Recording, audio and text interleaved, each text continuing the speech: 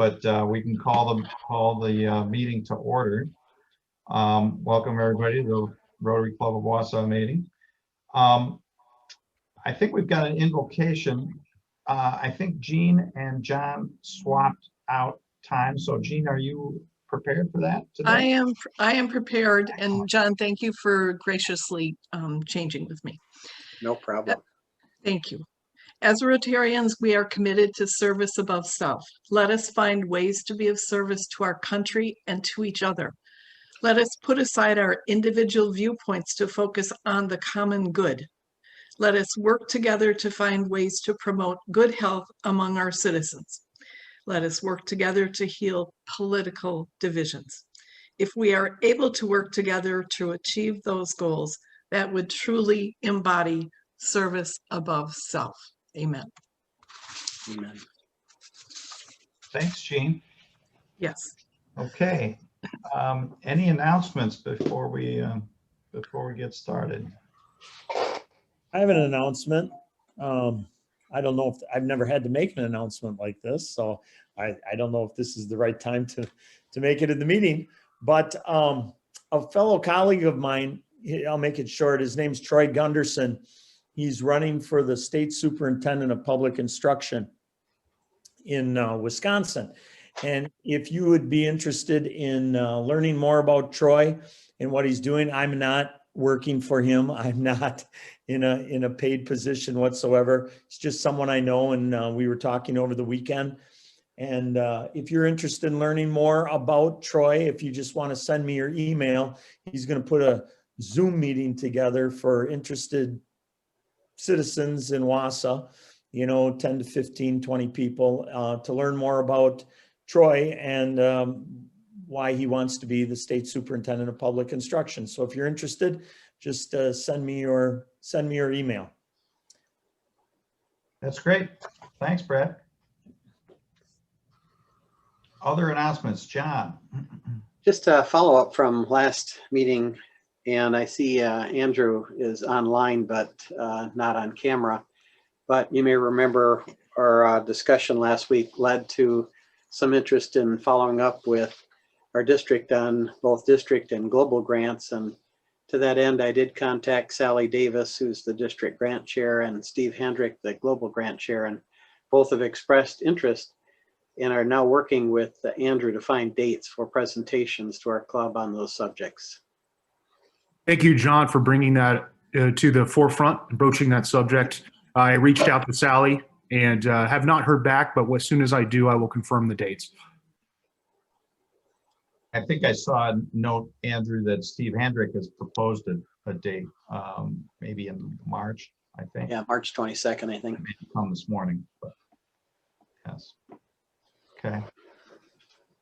I don't know if this is appropriate or not, Brad and Matt, but would the person that Troy, who is looking to seek the position of state superintendent, would that be an idea for a speaker, or do we get in trouble when we have a candidate and not the other? Well, I'll try to tackle that, Gene, first. I've always thought they would be good speakers, and you try to give equal platforms to everybody. Okay. I think there are differing views on that to some degree. I think right now, Brad, I'm not sure. There are a number of candidates in the mix for state superintendent, so we may not be able to, accommodate everybody. But go ahead, Brad. He preferred not to do that for the very reasons we're discussing right now. He just he's a very professional man, and he said, I'm just looking right now if there's anyone interested in maybe hearing about what I have to say. He said, I'd be more than happy to do like a half-hour Zoom meeting for interested leaders from Wausau. And I, because we had talked, I told him I had mentioned I was part of Rotary, and I said, are you interested in the speaker? He said, no, not at this time. There's other candidates that are out there. But he said he'd be more than interested in sharing a half-hour time. So if you're interested, and I appreciate you bringing that up, Gene, thank you. But if you're interested, just zip me your email, and we'll organize like a half-hour late afternoon, early evening Zoom meeting with Troy. Thank you. Yep, thank you.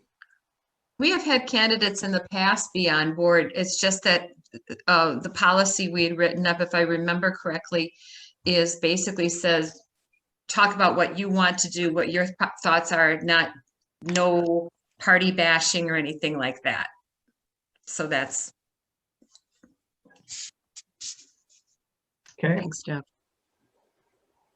other announcements.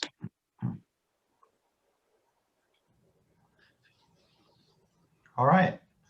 Well, we'll shift gears then to happy or sad dollars. I haven't rounded anybody up behind the scenes, so I'll take that today. So how about happy dollars? Anyone have a happy dollar?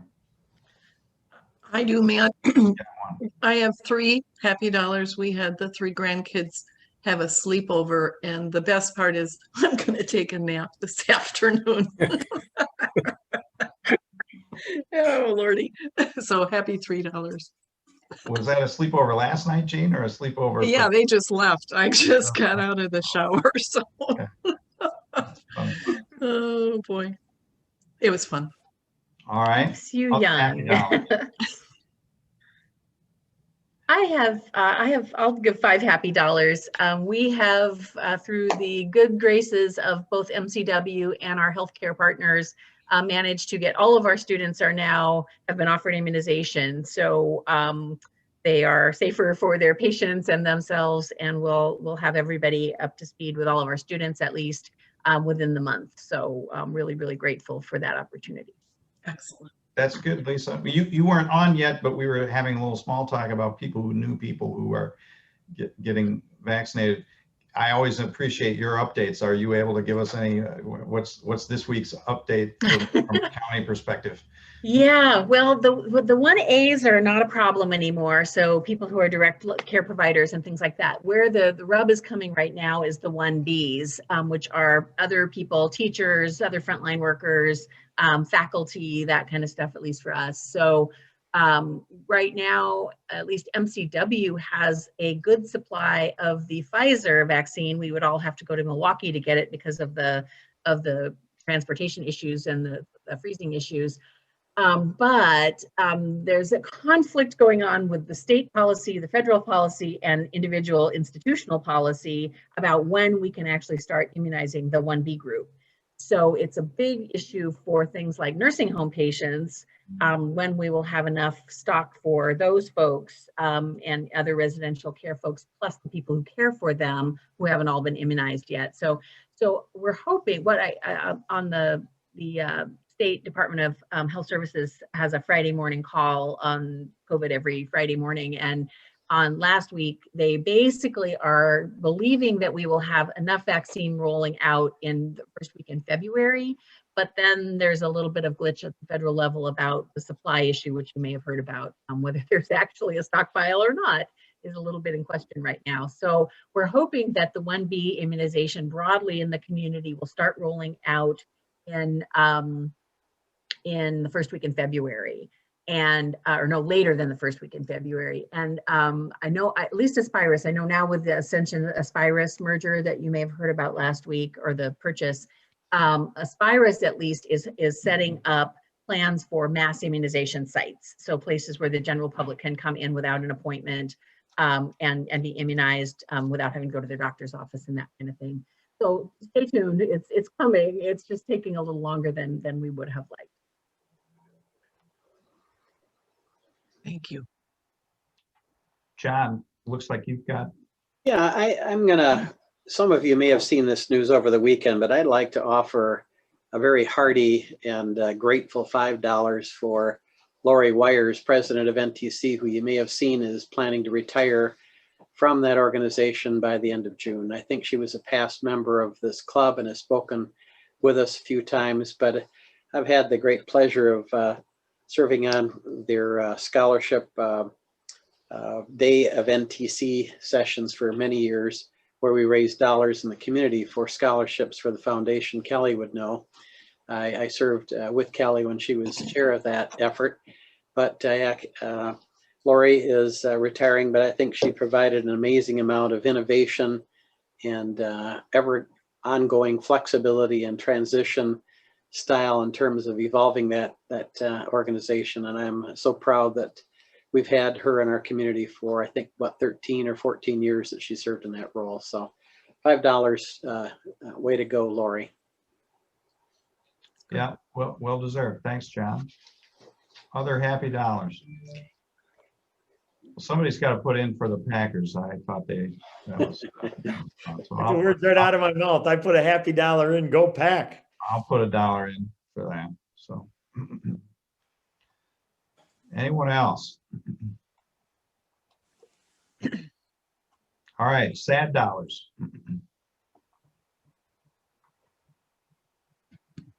Or fess up dollars. Any fess up dollars? I'll throw in a sad dollar. One of my dearest friends from grade school, high school, college, everything. We've known each other since we were 6 years old. Lost her mother to COVID on January 1st. She had a lot of other COPD and all this other stuff going on in her life, but complications with COVID took her from us. So. Okay.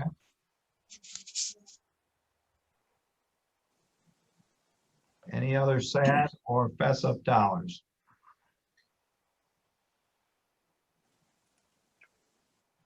Okay. Anything else then before we turn to the program for the day? Just for those of you who joined a little late, we don't have any youth rotars today because it's Martin Luther King Day and school's not in session. So,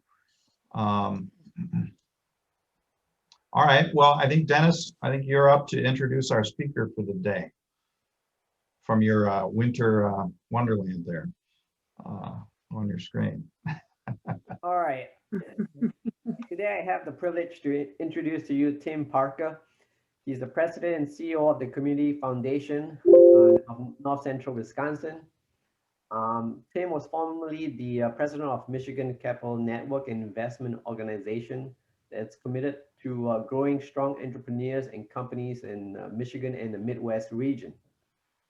Now, Tim is also an entrepreneur. Prior to Michigan Capital Network, he was the founder of a global export trading and consulting startup with the goal of increasing trade between Michigan and Asian markets, where he obtained exclusive rights to Asia for 15 US brands, and building relationship with major retailers in China, Hong Kong, Taiwan, Philippines, Japan, and many others. So, a great entrepreneur and a great man. I welcome you, Tim Parker. Well, thank you.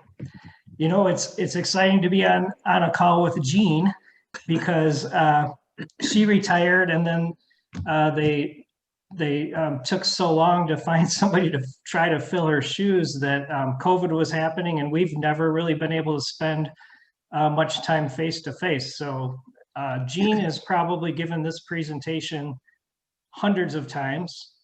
And as Dennis mentioned, I'm new. And so I'm still learning all of the lingo. I'm still learning the community. And so your patience and grace is definitely appreciated there. A little bit about myself. I'm a farmer from Flint, Michigan.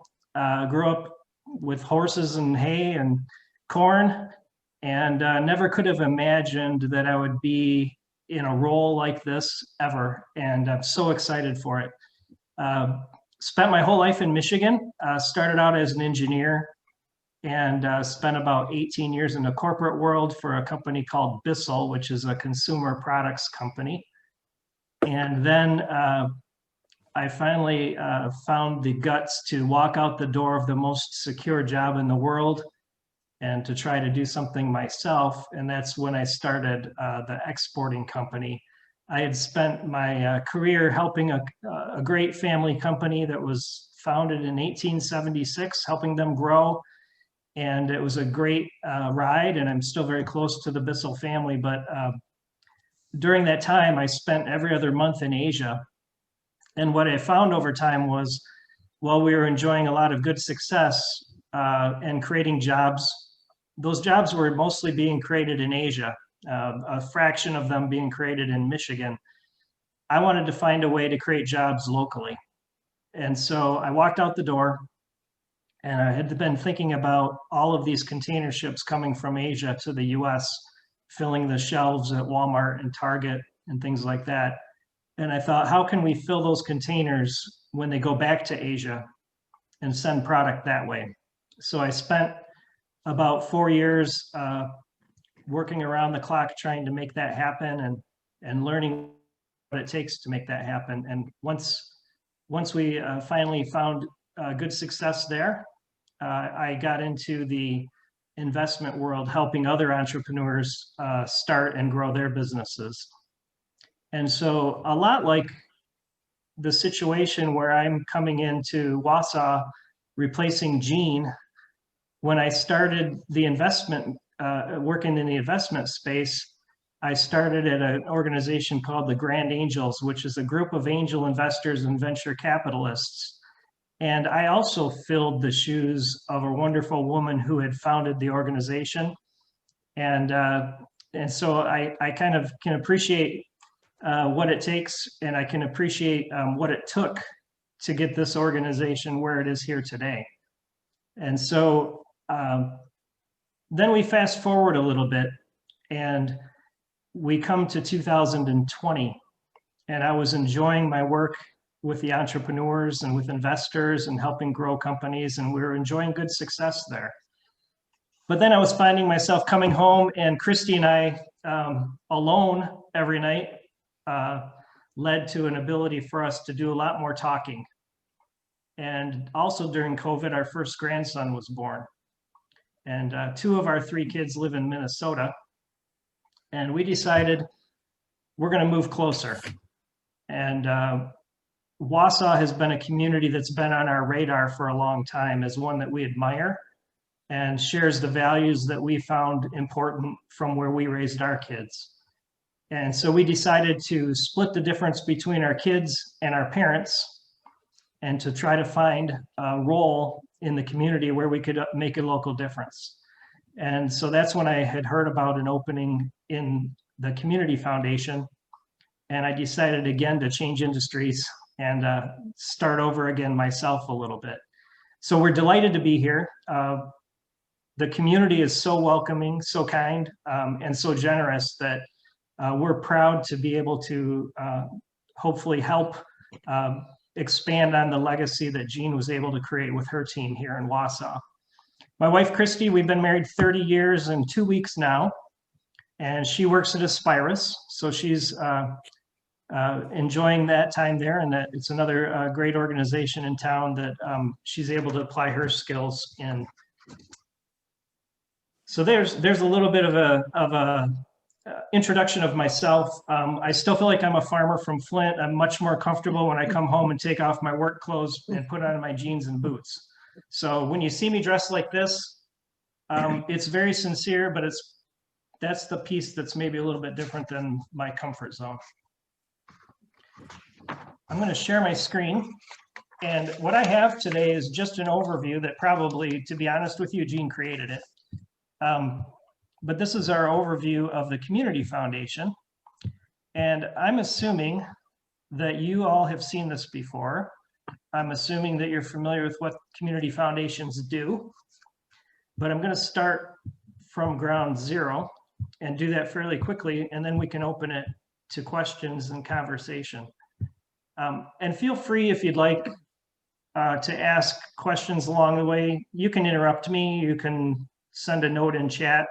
It doesn't matter. And then maybe afterwards we can have a little dialogue. So a community foundation, what is it? Well, there are 900 of them across the country, and they manage about $82 billion in assets. What they are is a 501c3. They're a nonprofit organization that take public dollars from individuals, from companies, maybe from other foundations, and we manage those dollars for them and hopefully grow the funds that are set up from those donations, and then utilize the proceeds to help local nonprofits and support our local community. And sometimes you can, if you're a donor to the community foundation, the money will pass through quickly and go immediately to the nonprofits that are being supported. And other times you would set up a fund that is generating profits, and just those profits are being invested into community efforts. So that's kind of a general description of what a community foundation is. They're set up in a way where most of them across the country are doing a similar thing. So here's just a graphic showing that what I just mentioned. Donors can give money or assets to the organization. We'll manage those, this is a power of many people coming together, and then we can have large investments that hopefully can bring good returns that can be invested into community efforts. So back in 1987, the Community Foundation of North Central Wisconsin was formed. And our goal is to really enhance the quality of life for generations to come. So one thing that I really admire about Wausau is when you come here as an outsider, you can immediately see the good work that the community has been doing to develop a wonderful place for people to live or for people to want to move to. You can also walk through the community and you can see what's happening in the future. You can see development happening. You can see people coming together, and you can tell that the future is very bright for even more and more development to make it an even better community. That's something that was very exciting for us every time we came through. In fact, we spent every year for a week in Door County every year. So we often came through this area. And as my two sons ended up living in Minnesota and meeting girls in Minnesota and planting their roots there, we often came through Wausau and always thought this would be a great place to be. This is our mission. It's to enhance the quality of life in North Central Wisconsin. It's that simple. So we are interested in helping any organization that's helping make life better for people here in the community. And those can be through scholarships for our students or mentoring them, through supporting the local food pantries or other organizations that are doing good things here. And our vision is to be the first choice for philanthropic investment in the future of our area. This is something that is very important, is maintaining and improving the experience that people have when they deal with the community foundation. Because if it's the best experience for philanthropy, then people will continue to want to engage both on the nonprofit side in seeking grants from us, but also on the donor side for wanting to work with us to help manage their gifts. These are some of the numbers for the end of 2020. We have $79.6 million in assets. So that's a number that Gene built. So that's a big number with a small team. We manage 411 funds, and trying to move my little window of people here. And then we granted $6.3 million in 2020. So we're working hard to continue that trajectory and continue to increase the impact that we have in the community in the years moving forward. These are some of the areas that we focus on, and they include arts, education, health, resource preservation, and social services. I think along with that, with those being specific areas that we look at with our grants, we also look to be the leaders in the community. So we want to also be part of the projects that are happening in the community, even when possibly the community foundation's financial impact might be small. We happen to have a team of people who are highly capable and care about the community that can help us lead some of the efforts that are happening in the community. So you can take an example like the community partnership campus that's bringing a bunch of nonprofits under one roof. We're helping to drive that concept forward. If you look at the downtown development strategies and Clark Island strategies, we're working, volunteering on their boards to help them develop plans that will be great for our community. Another aspect that we're taking a leadership role in is education. The Community Foundation is known to give hundreds of scholarships every year, and I think there's more and more that we can do. As we have a community that's wonderful to live in, it's also a community that people would love to move to. So we need to keep our youth who graduate from the local schools and have them want to have their career here and raise their children here. Because I believe if you plant your seeds and start to take root, chances are you're going to stay. But also we want to be able to attract talent and have them want to move here from other communities, because that makes us better. If we can bring in best practices and best minds and warmest hearts from other communities and have them become part of Wausau, then that's going to make our community even better. So we kind of have two key stakeholder groups. We have our partners who are donors in our nonprofit organizations and our professional advisors. And really, though, the customer is the community. And to me, that's the individuals. That's every person who can be impacted in a positive way that our nonprofits we support can help. And really, we have to remember that in everything that we do, that we're doing it to help make life better for one person or for 100 people.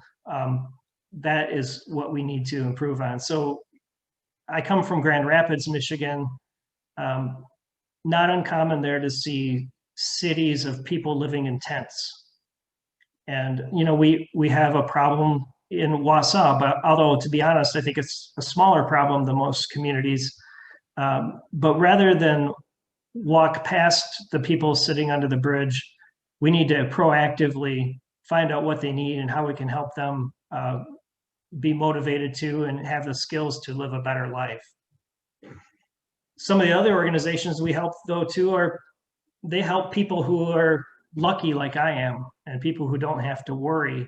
So we're interested in helping all nonprofits. They're helping everyone in our community, ranging from us who are lucky to be able to have a computer to be able to do a Zoom call like this, all the way to those people who couldn't even imagine sitting in this seat today. So what we do is we address immediate and long-term needs of the community. We have an ability to move quickly. Jean was able to work with the United Way when COVID hit and set up a COVID relief fund that has raised more than $630,000 to directly support the organizations that have been impacted by COVID. And that fund continues to actually grow, even though we had thought it would close by the end of the year. People are still being generous and wanting to help people and realizing that COVID is something that's going to last for a period of time longer. So we're able to move quickly to set up support in that way and by partnering with other organizations. And we're also able to think long-term about, say, where is the downtown going to be in 10 years and how are we going to get there? What are the pieces that we need along the way? So we can be responsive, and we're always happy to work with other partners. That's another great thing about a community like this is, although there are family foundations, other foundations, there are other organizations like the United Way supporting people, it's not a competitive business. And that's why I'm delighted to be delighted to be out of business and in philanthropy, is because I believe we can work together and we can all succeed. And I think we can even show business how to do that even more. If we sit at a table, we tend to all have similar values. And when we start looking at the problem, those competitive barriers or other barriers drop right away. And this is our team. So we have Pam, who you probably know most of these people, Pam in finance, Carla, who's director of donor services, Sue, who's our program officer, who's been with the foundation, I think, almost as long as Jean was. And then Karen, she handles all the back office stuff that I'm bad at doing. And Jenna, who's our director of marketing, who's a dynamic young marketing professional. We have a board of directors that are diverse, represent various business leaders and community leaders. And it's a rotating board. So in fact, if you have an interest in a leadership role for the Community Foundation, we do have some board positions that we'll be filling by April, because it's a set cycle where you come in and make maybe a 4-year commitment and then cycle through a couple of roles, and then we keep changing the board of directors. So we keep having new ideas and we have independent accountability to them. So that's all I have. Hopefully it's a refresher and you know all of this. And if it's not, I'm happy to try to answer questions. Anything you would like to ask or discuss, personal or professional, I'm open book. Tim, thank you. Great presentation, and we certainly didn't mean to put any pressure on you by having Jean sit in on this Oh, presentation. it's not pressure. It's a thrilling piece of accountability. I wanted to be here because I want people to know that Tim has my 100% support in everything that he's doing, and for what he has put together with Jenna, the presentation. Tim, you're doing a wonderful job. You have thank you. my 100% support, and I look forward, when this whole COVID thing is over, to getting to know you better. And we certainly welcome you to our community, and anything that we can help you with, we are here for you. We are Thank here you so for much. Yeah, But I also want to know how Lincoln is doing. Lincoln is great. So my Good. my grandson Lincoln is 7 months old. I have video proof of him crawling like a maniac when he turned 6 months. So he's busy, but yeah, he's a delight. Good. Tim, what do you see as the future for the Community Foundation? Maybe I'd ask this as maybe challenges for the Community Foundation, recognizing that your predecessor is sitting on the call too. Yeah. I can leave. No, it's fine. I'm happy to share all of my thoughts there. The groundwork has been done. What's great about coming into a role like this is I'm not walking into an organization that has a weak team. They're effective. They're each great at their role, and so it's a really nice place to start. I would describe the Community Foundation as one that started from zero, and I can only imagine the first 5 or 10 years that it was a scratching and kicking and clawing to get it going, and that's hard. But what they've been able to do is to set up an organization over time that has, the right people in the right roles, and it can become a benchmark for other communities.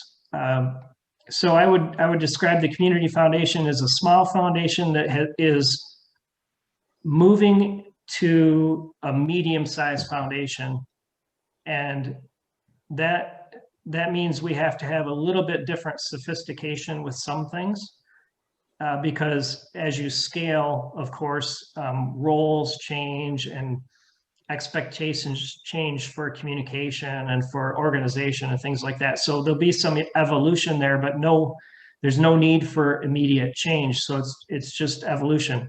But when I mentioned that it can be a benchmark for other communities, if you picture where we are, we're actually, for the population of the community, it's a large foundation relative to the population. It's a very generous community. A lot of people are involved and active, and that's a great thing.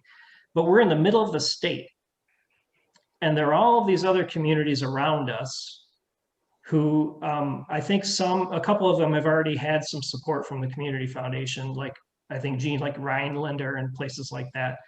But there are other communities where we can leverage our back office capability to help them have a successful community foundation, which would still be directed by them. It would still be represented by them, have their name, but we could help them be more successful. So you see the name, the Community Foundation of North Central Wisconsin was a great step in that direction, which is saying, rather than being called the Wausau Community Foundation or the Marathon County Community Foundation, they had already scoped out territory. They have already realized there's opportunity in adjacent communities. And so I think the majority of the effort has been in the past focusing on Marathon County, which is great and will continue to grow and develop. But there've already been some feelers moving into adjacent counties and especially all the counties to the north up to the UP border. And those smaller communities, many of them could use our help. And I think we have a structure that we can use to scale our work. And as we don't have to double the number of funds. When we double the number of funds, we don't have to double our staff to support it. The tools are in place. So I think that's a way for us to continuously improve and grow by continuing to focus in the Marathon County area and grow and develop that, but also be willing to partner with other communities to help them be able to make their community better. So, my picture, when I look at the map, the highway ends at Wausau, right? I mean, if you go on Google and zoom out a little bit, it looks like there's nothing north of us. There are all kinds of people there. There are all kinds of great communities there. And those are the places that we like to go for weekends or for, trips. And we want those to be great communities too. So that's where I see some additional effort in the future. Okay. Yeah. Other questions for Tim? John. Tim, welcome. Nice to see you. We've heard lots about you, and we're excited to have you in our community. I too am a immigrant from Michigan, from Grand Rapids, in fact, by way of Illinois for 20 years and then here. But nice to have you here. And Thank you. I do know where the Bissell operation is, not too far away from the Meyer Foundation, their foundation place as well, I think, Right. on the northwest side.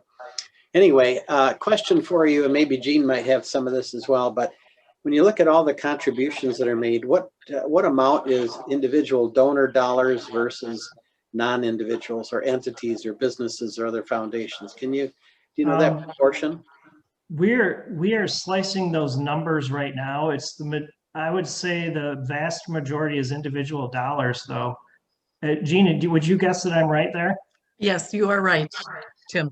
Yeah. So what that means to me is we have a great community of individuals. What it also indicates is there may be opportunity for us to build relationships with companies and with other organizations that might see the value in the positive impact we can have in the community. So, but it's largely today driven by individual donors. Can I do a follow-up? What amount of plan giving comes to you, those donations, people who have built the foundation into their wills, that type of thing? Is there much of that happens for the community foundation? We are aware of a large number of people who've included us in their estates, who are legacy members. That can be a difficult number to find, though, because often they will work on those details with their estate. Mm-hmm. And so by the unfortunate time that they pass, we may not know the exact numbers until after that happens. So we don't count on, we don't necessarily count those numbers as something that we would project in a budget or in anything like that. So we have a large number of people who've included us in their wills and in their estates. But it seems like we don't really know what those numbers are until the event.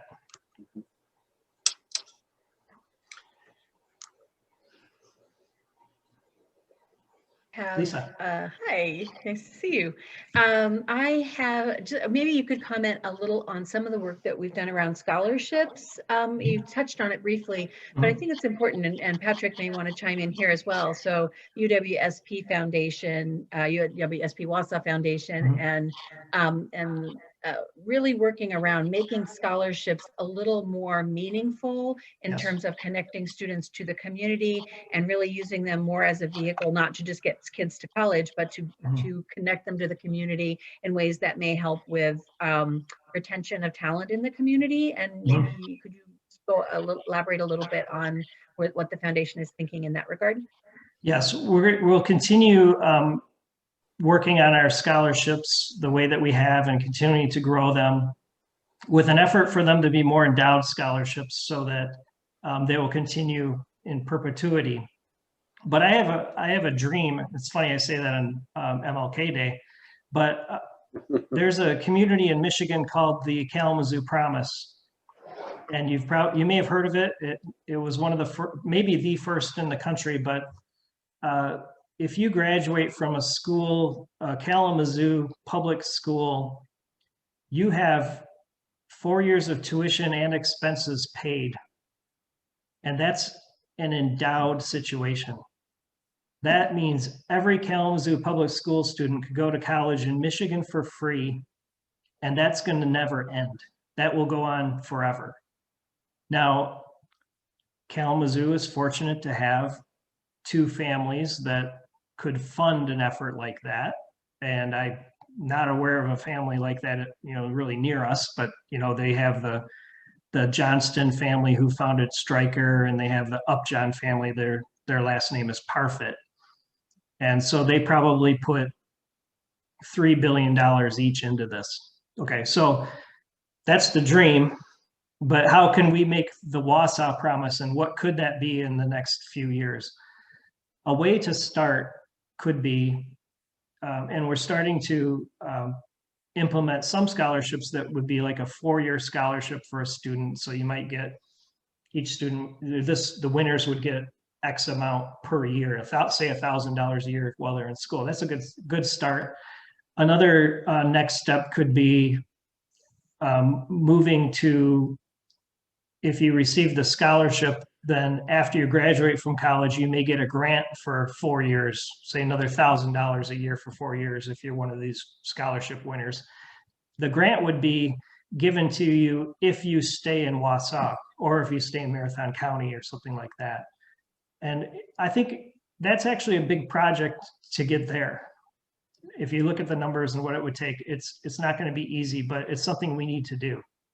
Another way that we can retain talent is an easy way, and many of you may raise your hand for this someday, but rather than just giving students money, let's give them mentorships. Let's give them a mentor. My oldest son, when he went to Rutgers University, and he had a scholarship from an individual who mentored him along the way. And now in his case, it wasn't with a goal to keep him in New Jersey. It was with a goal to help him be successful in his career. And I think it paid off. And I think probably there were some times when Josh was struggling with something and he didn't call me, he may have called his mentor. So I think that's another way for us to help retain talent here in the community. It would be great if we could get to a point where we offer some level of scholarship for all the graduates of the public or private schools in the community. I think that's kind of a long-term project, but that's the direction that we want to start moving. So I would say the key is make college or trade school more affordable, whether it's for a young student or whether it's for an adult student, and help them along the way. And then, of course, find ways to provide career opportunities for them. So maybe that's a corporate partnership that we do to bring those opportunities. But I would be excited if we came up with something that was called the Wausau Promise, even if it wasn't to the scale that Kalamazoo has. If it was something, multi-year with mentorship, with a goal to provide a good career here that would make them want to stay. Okay, we've got about 10 minutes left. I don't know if there are other questions. I should point out, I think everybody on this call knows, but the Rotary Club of Wausau is has 3 funds at the community foundation. So this is important to us as a club. This funds our own scholarship efforts, as well as more specific purposes like the art project that we did in connection with our 100th anniversary. So thank you for everything that the community foundation is doing for the Rotary Club of Wausau. So other questions that people have? Hi, Tim. Good afternoon, and thank you so much for sharing. you. I'm especially compelled and interested in the mentorship opportunity.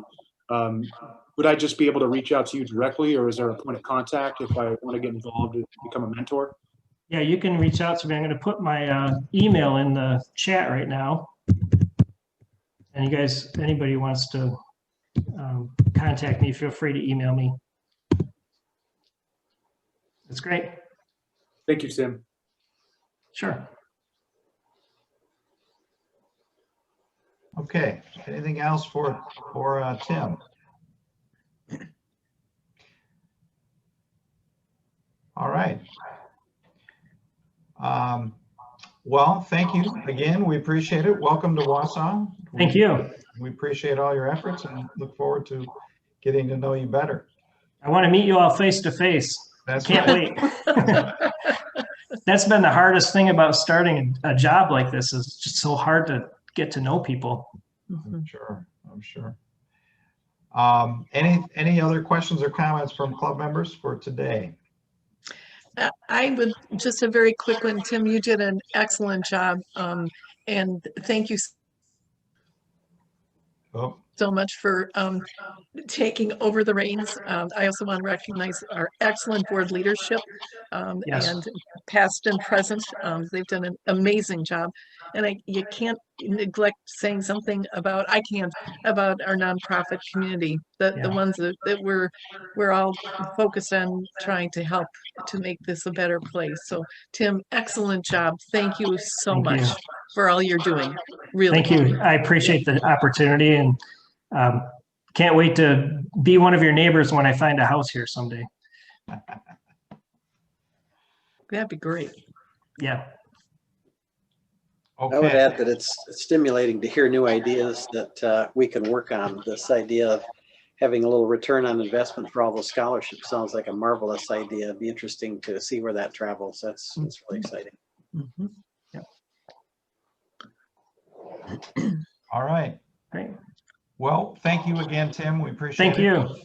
We will close then the meeting for today with the four-way test. I'll lead that today. Of the things we think, say, or do, is it the truth? Is it fair to all concerned? Will it build goodwill and better friendships? Will it be beneficial to all concerned? Thanks, everybody. Have a good week. Thanks, Matt. Thanks. Bye, Thanks, Tim. Thanks, Matt.